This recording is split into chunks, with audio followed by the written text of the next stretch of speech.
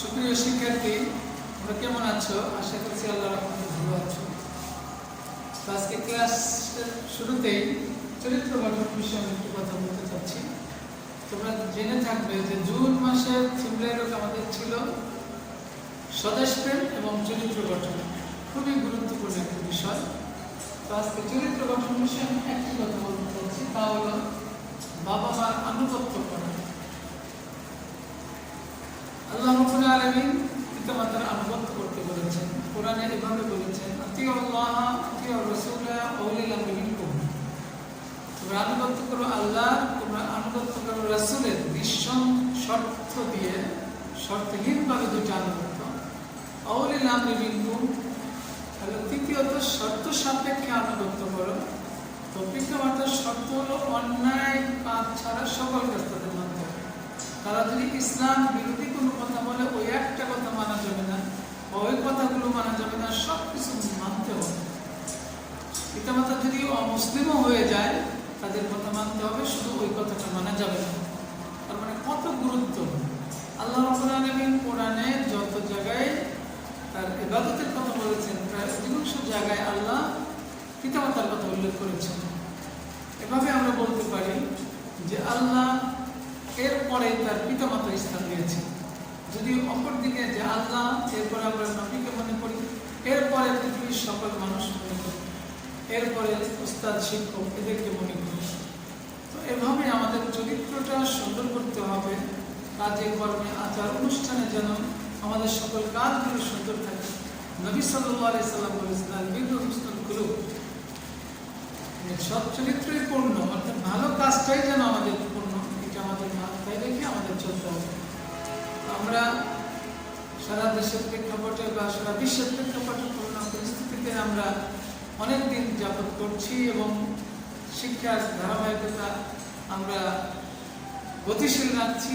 এই ধারাবাহিকতার অংশ হিসেবে আজকের ক্লাসে তোমাদেরকে স্বাগত জানাচ্ছি এবং শুরু করছি। আমরা আজকে 11 নম্বর পাঠ, দ্বিতীয় অধ্যায়, শরীয়তের উৎস, আর এর নাম হচ্ছে সুন্নাহ। এই সুন্নাহ বিষয়ে আমরা আজকে আলোচনা করব, সুন্নাহ বিষয়ে জানার চেষ্টা করব।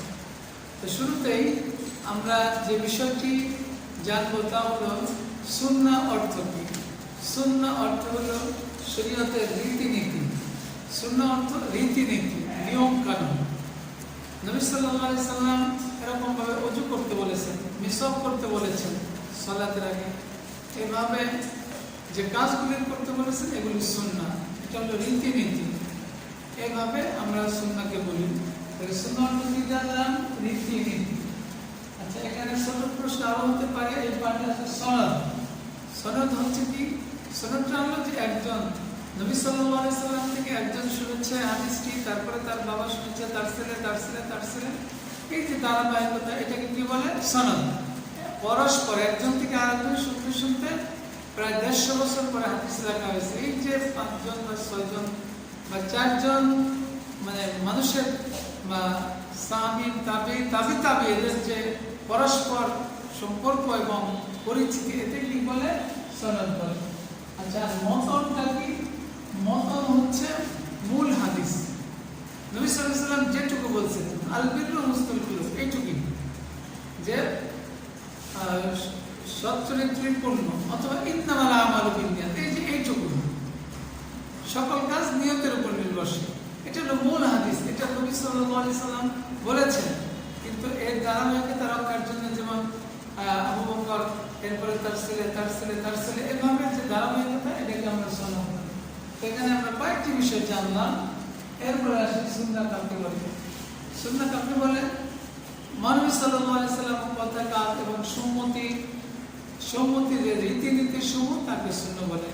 নবী সাল্লাল্লাহু আলাইহি সাল্লামের কথা, কাজ এবং সম্মতি, এগুলিকে কি বলে? সুন্নাহ বলে। এরপরে আমরা আসি সুন্নাহর প্রয়োজন কেন। সুন্নাহ ছাড়া কি আমাদের চলবে না সুন্নাহ অপরিহার্য? আসলে সুন্নাহ অপরিহার্য। এখানে তোমরা দেখবে বইয়ের মধ্যে আছে আকিমুস সালাত, তোমরা সালাত কায়েম করো, আল্লাহ বলেছেন। সালাত কয় ওয়াক্ত, কোথায়, কিভাবে আল্লাহ আদায় করবে, এগুলি হাদিসে রয়েছে। আবার আল্লাহ রাব্বুল আলামিন কোরআনে বলেছেন, আকিম ওয়াতুজ যাকাত, যাকাত দাও। তো যাকাত শতকরা 2 টাকা, 1 টাকা না 50 টাকা, এটা কোথায় আছে? হাদিসে বর্ণনা রয়েছে।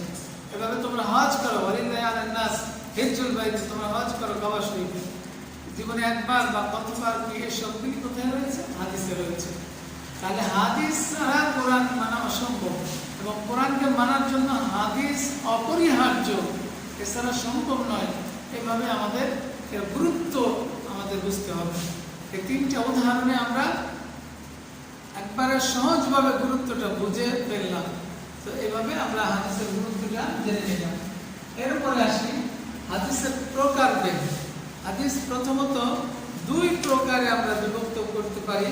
একটা হলো বক্তব্যের উপর ভিত্তি করে, হাদিসের মূল বক্তব্যের উপর ভিত্তি করে, এটা মূল বক্তব্য মতদের উপর ভিত্তি করে একটা তিন প্রকার। মূল ভিত্তির উপর মূল বক্তব্য, যে ইন্নামাল আমালু বিন্নিয়াত, এটার উপর ভিত্তি করে এটা একটা হাদিস, এটা সনদ, এটার উপর ভিত্তি করে তিন প্রকার। কি? কাউলি, ফি'লি, তাকরিরি। একটা হলো মুখে বলা, নবী সাল্লাল্লাহু আলাইহি ওয়াসাল্লাম মুখে বলেছেন। ফি'লি, নবী সাল্লাল্লাহু আলাইহি ওয়াসাল্লাম ওযু করেছেন, দেখেছেন সাহাবীগণ ওযু করতে দেখেছেন। আর তাকরিরি হলো কোন সাহাবী করছেন, ওটাকে সম্মত দিয়েছেন। তাহলে আমরা কি জানলাম? কাউলি, যেটা মুখে বলেছেন নবী সাল্লাল্লাহু আলাইহি ওয়াসাল্লাম। ফি'লি, নবী সাল্লাল্লাহু আলাইহি ওয়াসাল্লাম ওযু করেছেন। আর তাকরিরি, যেটা হলো নবী অন্য কোন সাহাবী করেছেন, নবী সাল্লাল্লাহু আলাইহি ওয়াসাল্লাম এটাকে উৎসাহিত করেছেন, ওটাকে করতে বলেছেন, সম্মত দিয়েছেন। এই তিন প্রকার হাদিসের মূল বক্তব্যের উপর ভিত্তি করে হাদিস তিন প্রকার। তো তোমরা জেনে ফেললাম, যেটা নবী বলেছেন সেটা কাউলি, যেটা করেছেন এটা হলো ফি'লি, আর যেটা অন্য করেছেন নবী সাল্লাল্লাহু আলাইহি ওয়াসাল্লাম সম্মতি দিয়েছেন এটা হলো তাকরিরি। তাহলে আমরা হাদিসের এক প্রকার করলাম। এবার দ্বিতীয় প্রকার কি হবে? যে হাদিসের রাবীর পরস্পর, এই যে সনদটাকে আমরা জানলাম, রাবীর পরস্পরের যে বিষয়টা, এটার উপর ভিত্তি করে আবার তিন প্রকার। রাবী বা সনদের উপর ভিত্তি করে আবার হাদিসটা তিন প্রকার। কি কি? মারফু, মাওকুফ, মাকতুব। মারফু, মাওকুফ, মাকতুব, এটা হলো এই সনদের উপর ভিত্তি করে আবার তিন প্রকার। আচ্ছা, যে হাদিস নবী সাল্লাল্লাহু আলাইহি ওয়াসাল্লাম পর্যন্ত পৌঁছেছে, হাদিসের বর্ণনাটা মহানবী সাল্লাল্লাহু আলাইহি ওয়াসাল্লাম পর্যন্ত পৌঁছেছে, তাকে কি বলে? তাদের মারফু হাদিস বলে। এটা অনেকে জানতো এবং এই জানা বিষয়গুলি নবী সাল্লাল্লাহু আলাইহি ওয়াসাল্লাম পর্যন্ত পৌঁছেছে, এর ধারাবাহিকতা, এটাকে কি বলে? মারফু হাদিস বলে। আর মাওকুফ হাদিস, যে হাদিসটি সাহাবী পর্যন্ত পৌঁছেছে, সাহাবীর কাছ থেকে শুনেছেন, রাসূল সাল্লাল্লাহু আলাইহি ওয়াসাল্লামের কাছ থেকে শুনেন নাই কেউ, সাহাবীদের কাছ থেকে শুনেছেন, এই হাদিসগুলোকে কি হাদিস বলা হয়? মাওকুফ হাদিস। আর যে হাদিসের সনদ তাবী পর্যন্ত পৌঁছেছে, সাহাবীরাও পর্যন্ত পৌঁছেনি, এটাকে মাকতু হাদিস বলে, মানে কাটা। নবী এবং নবীর পরে তার পরবর্তী যারা, তারা এই হাদিসটি বর্ণনা করেছে, তার আগের সনদগুলি ধারাবাহিকতা ছিল না। এইভাবে আমরা হাদিসকে রাবীদের বর্ণনার দিক থেকেও তিন প্রকার, এটা আমরা বুঝে নিলাম। আশা করছি তোমরা বিষয়টা বুঝেছ। এরপরে আমরা হাদিসের সংকলন, হাদিসটা কিভাবে একত্রিত করা হলো এই বিষয়ে আলোচনা। আমরা জানি নবী সাল্লাল্লাহু আলাইহি ওয়াসাল্লাম মৃত্যুর সময় কোরআন লেখা নিষেধ ছিল, আর হাদিস লেখা নিষেধ ছিল। যে কোরআন এবং হাদিসের সাথে এত বেশি অবস্থা ছিল যে এটা মনে রাখা যাবে না, এরকম ছিল না। আর হাদিস এরকমই ভাবে ছিল যে কোরআনের সাথে মিল হওয়ার আশঙ্কা ছিল, এই জন্য হাদিস লেখা নিষেধ ছিল। কোরআনের কোনো অংশ কেউ লিখে রেখেছেন, হাদিস তাদের মুখে মুখে ব্রেনে ছিল, বা তারা স্মৃতিতে ধরে রেখেছিলেন। এরপরে এই স্মৃতিতে ধরে রেখে যুগ যুগ এবং পরস্পরা অবস্থায় চলে গেল। এই হাদিসগুলি সংরক্ষণের জন্য দ্বিতীয় শতাব্দী, 200 শতাব্দী শেষের দিকে হাদিসগুলোকে সংকলন করা হয়েছে। প্রথমে এই হাদিসগুলি ছোট আকারে সংকলন করা হয়েছে। এখানে আস-সাদিকা, হযরত আমর ইবনে আব্দুল আস আস-সাদিকা নামে একটা সহিফা উল্লেখযোগ্য ছিল। এরপরে হাদিস সংকলনে আরো কিছু চুক্তিনামা বিভিন্ন লেখা, চিঠিপত্র এগুলিও সংরক্ষণ করে রাখা ছিল। এর থেকেও আমরা বিভিন্ন হাদিসের মিল এবং যথার্থতা এবং শুদ্ধতা যাচাই করা যায়। এরপরে সরকারি উদ্যোগে ওমর ইবনে আব্দুল আজিজ হাদিস সংকলনের জন্য যে উদ্যোগ দিয়েছিলেন, এটা হলো সবচেয়ে প্রশংসনীয় উদ্যোগ। এটা হলো হাদিস সংকলনের স্বর্ণযুগ বলা হয়। এর আগে সাহাবীরা কিছু কিছু লিখেছেন, কিছু কিছু মনে রেখেছেন, পরস্পর এসছে। ওমর ইবনে আব্দুল আজিজ চিন্তা করলেন যে হাদিসগুলি লিখে রাখা দরকার। সরকারিভাবে তার শাসন আমলে হাদিস সংকলন শুরু হয়ে গেল এবং তৃতীয় শতক ছিল, হিজরি তৃতীয় শতক ছিল হাদিস সংকলনের স্বর্ণযুগ।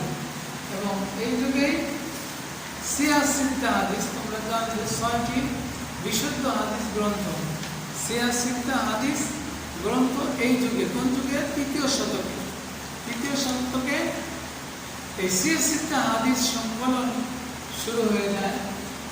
এই সংরক্ষণ থেকে সংকলন শুরু হয়ে যায় এবং এইভাবে আমরা হাদিস সংরক্ষণের প্রথমে তৃতীয় শতাব্দীতে আমরা দেখেছি। এরপরে বুখারী, মুসলিম, আবু দাউদ, তিরমিজি, নাসাই, ইবনে মাজাহ, এই 6টি বিশুদ্ধ গ্রন্থ আজও পৃথিবীর সকল মানুষের কাছে সমাদৃত এবং এর উপর ভিত্তি করে আমরা আমাদের কাজগুলি করে থাকি, কোরআন হাদিসের সাথে মিল করি। এরপর যদি আমরা আসি হাদিস, মানে হাদিসের গুরুত্ব এবং প্রয়োজনীয়তা বিষয়ে আমরা একটু আলোচনা করে শেষ করব। তো হাদিসের গুরুত্ব কেন? যে আল্লাহ রাব্বুল আলামিন বলেছেন, ইন হুয়া ইল্লা ওয়াহয়ুন ইউহা ওয়া মা ইয়ানতিকু আনিল হাওয়া ইন হুয়া ইল্লা ওয়াহয়ুন ইউহা। এটা রাসূল যে তোমাদেরকে যা বলেন এটা তো ওহী। এটা হলো সূরা নাজমে আল্লাহ বলছেন তিনি কোনো প্রবৃত্তির থেকে কথা বলেন না, তিনি তো তার প্রতি যা প্রত্যাদেশ হয় তিনি তাই বলেন। মনের থেকে নবী কিছু বলেন না, তার উপর আল্লাহ যে প্রত্যাদেশ পাঠান তিনি তাই বলেন। এই জন্য হাদিসগুলিও আমাদের জন্য অবশ্য জরুরি। এরপর যদি আমরা আলোচনা আসি যে আল্লাহ রাব্বুল আলামিন বলছেন, কি বলেন? যে আপনি বলুন আল্লাহ এবং রাসূলের আনুগত্য করো, যদি তোমরা মুখ ফিরিয়ে নাও জেনে রাখো আল্লাহ এই কাফেরদেরকে পছন্দ করেন না। আল্লাহ হাদিস মানার জন্য রাসূলকে বলে দিলেন কোরআনে সূরা আল ইমরানের 32 নম্বর আয়াতে, যে নবী আপনি বলুন আল্লাহ এবং রাসূলের আনুগত্য করো, যদি তোমরা আল্লাহ এবং রাসূলের আনুগত্য না করো তাহলে তোমরা তো কাফেরদেরকে আল্লাহ পছন্দ করেন। এখানেই শেষ করেন নাই, আল্লাহ আরো বলেন সূরা আন-নাহলে, আমি আপনার প্রতি কোরআন নাযিল করেছি মানুষকে সুস্পষ্টভাবে বুঝিয়ে দেওয়ার জন্য। কোরআন নাযিল করেছেন সংক্ষিপ্তভাবে, আর হাদিস দ্বারা রাসূলের বাস্তবতা এবং কথা দ্বারা এটাকে প্রয়োগের দিক থেকে আল্লাহ সহজ করে দিয়েছেন। এখানে শেষ করেন নাই, আল্লাহ তাআলা আরো বলছেন মা আতাকুমুর রাসূল ফাখুযু ওয়া মা নাহাকুম আনহু ফান্তাহু। এটা হলো সূরা আল হাশরের 7 নম্বর আয়াতে আল্লাহ বলেন, রাসূল তোমাদের যা দেন তা গ্রহণ করো, আর যা নিষেধ করেন তা বর্জন করো।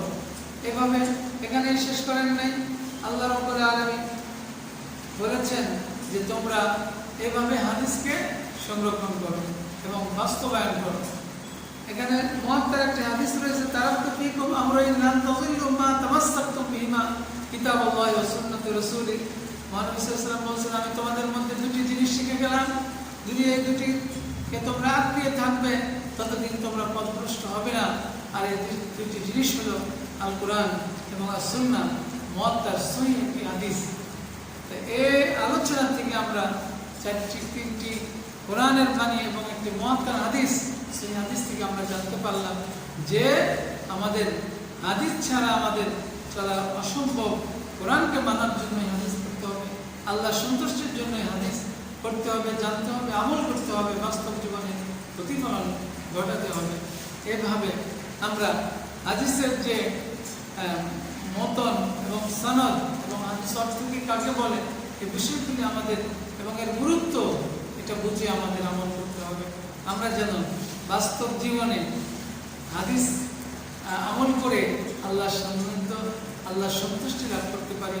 কোরআনের পাশাপাশি হাদিস, যেখানে কোরআনের ব্যাখ্যা হাদিস, এই ব্যাখ্যা সহ আমরা আমাদের বাস্তব জীবনে আমল করে আমরা আল্লাহর সন্তুষ্ট যে রাস্তা, সেই রাস্তায় আমরা চলবো। আল্লাহ আমাদের তৌফিক দেন। পরিশেষে বলবো, আল্লাহ যেন আমাদেরকে এই করোনার ভয়াবহতা থেকে রক্ষা করেন এবং সবাই সুস্থ থাকুন এবং সবাই ভালো থাকুন এবং তোমরা তোমাদের শিক্ষা জীবনের গতিশীলতা রক্ষা করো। যতই কঠিন পরিস্থিতি হোক, আল্লাহ একসময় এটাকে স্বাভাবিক করে দিবেন, এই বিশ্বাস আমাদের রেখে চলতে হবে এবং সেই স্বাভাবিক পরিবেশে যেন আমরা শিক্ষাকে ক্ষতিগ্রস্ত করে আমরা পিছিয়ে না যাই। জাতিকে অগ্রসর হওয়ার জন্য, সমৃদ্ধশালী হওয়ার জন্য, আর্থিকভাবে স্বাবলম্বী হওয়ার জন্য এবং সার্বিকভাবে স্বাবলম্বী হওয়ার জন্য শিক্ষার বিকল্প নেই। এটা চিরদিন মানুষ বলছে এবং এই বাস্তবতা। সেই জন্য তোমাদেরকে, শিক্ষার্থীদেরকে এই শিক্ষার গতিশীলতাকে ধরে রাখতে আবার আহ্বান জানিয়ে আজকের এই ক্লাস আমরা এখানে শেষ করছি। আবার পরবর্তী কোনো ক্লাস তোমাদের সাথে সাক্ষাৎ হবে। আল্লাহ আমাদের তোমাদের সবাইকে সুস্থ রাখুন। আল্লাহ হাফেজ। আসসালামু আলাইকুম ওয়া রাহমাতুল্লাহি ওয়া বারাকাতুহু।